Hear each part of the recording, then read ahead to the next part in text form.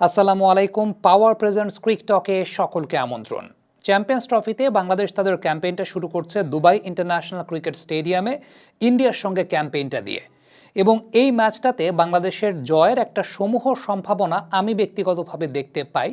অনেকে হয়তো বা আমাকে পাগল ভাবতে পারেন, অনেকে বলতে পারেন যে সেটা কিভাবে সম্ভব। তবে ক্রিকেটের দৃষ্টিকোণ থেকে অন আ গিভেন ডে যে কোনো দলেরই সম্ভাবনা থাকে, বিশেষ করে ওয়ানডে এমন একটা ফরম্যাট যে ফরম্যাটটা বাংলাদেশের জন্য একটু কমফোর্টেবল অন্যান্য যে কোনো ফরম্যাটের তুলনায়।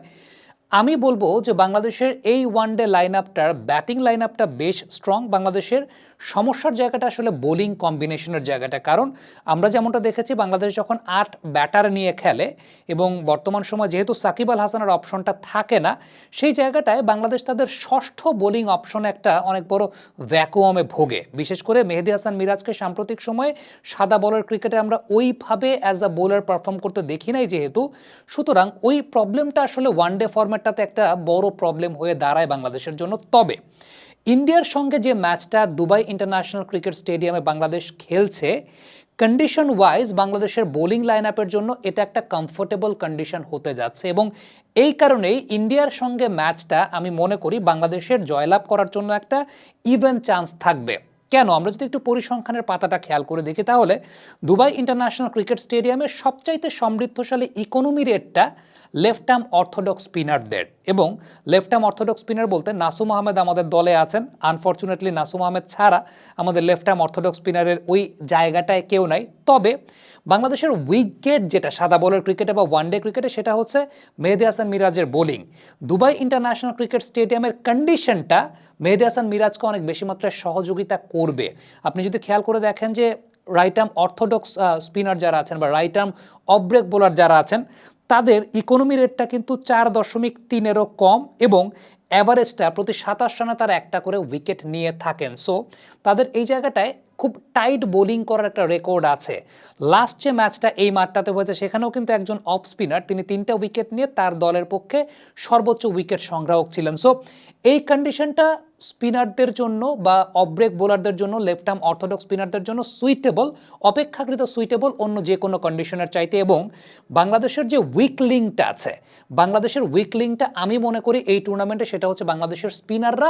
ওই স্পিনাররা বাড়তি একটা অ্যাডভান্টেজ পাবে দুবাই ইন্টারন্যাশনাল ক্রিকেট স্টেডিয়ামে। আদারওয়াইজ বাংলাদেশের যে পেস বোলিং সেট আপটা আমি ব্যক্তিগতভাবে মনে করি তাসকিন আহমেদ সেই জায়গাটায় আছেন, তানজিম হাসান সাকিব হয়তো বা খেলবেন, এবং সেই সঙ্গে নাহিদ রানার পেসটা, এটা অন্য যে কোনো দলের পেস বোলিং অ্যাটাকের চাইতে better pace bowling attack. Even আপনি যদি কম্পেয়ার করতে চান, আমার কাছে মনে হয় যদি জসপ্রীত বুমরা থাকবেন কি থাকবে না we are not sure, but Jasprit Bumrah থাকলেও কোলাবোরেটলি বাংলাদেশের পেস বোলিং অ্যাটাক ইন্ডিয়ার চাইতেও বেটার, সেটা আমার কাছে ব্যক্তিগতভাবে মনে হয়। এখন সেটা অনেকের কাছে সেই বিষয়টা ভুল মনে হতেও পারে। হ্যাঁ, ইন্ডিয়ার ব্যাটিং লাইন আপটা definitely it's a very prominent batting line up, but বাংলাদেশের বোলিং লাইন আপটাকেও সেক্ষেত্রে আপনি খাটো করে দেখতে পারবেন না।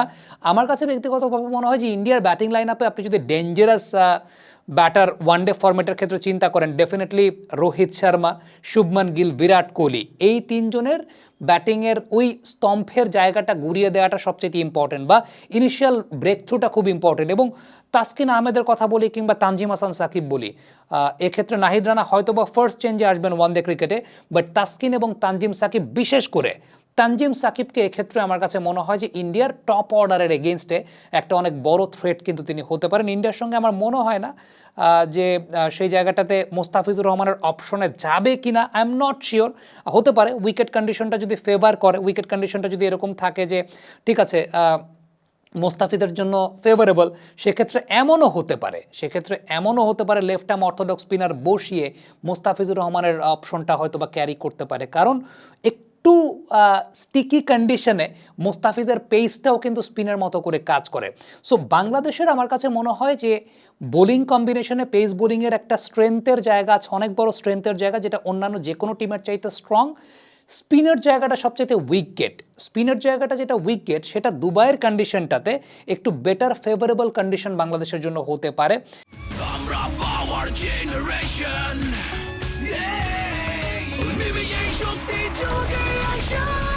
পাওয়ার চুমুকে অ্যাকশন।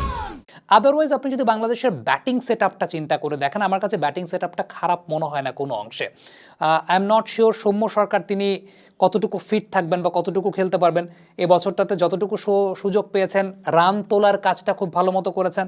তানজিদ ভালো ফর্মে আছেন, নাজমুল শান্ত ওয়ানডে ফরম্যাটে সবসময়ই ফর্মে থাকেন, মুশফিকুর রহিম, মাহমুদুল্লাহ রিয়াদ, জাকের আলী অনেক, তাওহিদ হৃদয়। আমার কাছে মনে হয় যে as far as one day cricket is concerned, Mahmudullah Riyad এবং জাকের আলী অনেক দুজনেই কিন্তু ফর্মে আছেন, তারা তাদের ফর্মের জায়গাটা দিয়ে গিয়েছেন।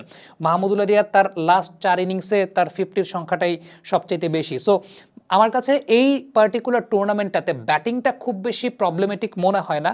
আমার কাছে প্রবলেমেটিক মনে হয় বাংলাদেশের বোলিং সেটআপের জায়গাটা, কারণ বাংলাদেশ 60 ওভারের প্রিপারেশন, মানে 6 বোলারের যে প্রিপারেশন, সেই 6 বোলারের প্রিপারেশনটা 8 জন ব্যাটসম্যান নিয়ে বাংলাদেশ খেলবে। তো সো 6 বোলারের প্রিপারেশনটা আসলে বাংলাদেশের নাই। সেক্ষেত্রে দুবাইয়ের ম্যাচটা একটা অনেক বড় ভাইটাল জায়গা হতে যাচ্ছে বাংলাদেশের জন্য, এবং এই টুর্নামেন্টে যদি বাংলাদেশ একটা ম্যাচও জয়লাভ করে, একটা ম্যাচে যদি জয়লাভ করতে চায়, আমার কাছে মনে হয় যে দুবাইতে বাংলাদেশের পসিবিলিটির জায়গাটা সবচাইতে বেশি। কারণ অন্যান্য যে ম্যাচগুলো বাংলাদেশের আছে পাকিস্তান এবং নিউজিল্যান্ডের সঙ্গে, সেটার যে ভেন্যু, ওই ভেন্যুতে বোলিং সেট আপ ওয়াইজ আমি আবারও বলছি যে 6th বোলিং অপশনটা বাংলাদেশের ওই রকম নাই, ইভেন 5th বোলিং অপশনটাও খুব বেশি প্রমিনেন্ট না for one day cricket. Lot of thing depending on Mehedi Hasan Miraz. কেন মেহেদি হাসান মিরাজের উপর ডিপেন্ড করছে? আমি তাকে মিড ওভার্সে উইকেট টেকিং বোলার হিসেবে দেখতে চাই। মিড ওভার্সে মেহেদি হাসান মিরাজ যত বেশি উইকেট টেকিং বোলার হিসেবে বাংলাদেশের জন্য কন্ট্রিবিউট করতে পারবেন, তত বেশি বাংলাদেশের এই বোলিং অ্যাটাকটাকে আমি প্রমিনেন্ট বলতে পারবো। সো একটাই উইক লিঙ্ক আছে, এই উইক লিঙ্কটা দুবাইতে একটা ফেভারেবল কন্ডিশন পেতে পারে। সো আমার কাছে মনে হয় যে বড় সম্ভাবনা আছে বাংলাদেশের ভারতকে হারানোর। সেটা হয়তোবা অনেক গিভেন ডে, আপনি জানেন না যে যদি পারফরমেন্সটা বাংলাদেশ ওই রকম করে ফেলে, definitely they have the potential to beat team India in ODIs. Thank you very much. Comment বক্সে আপনাদের মন্তব্য মতামত জানতে চাই।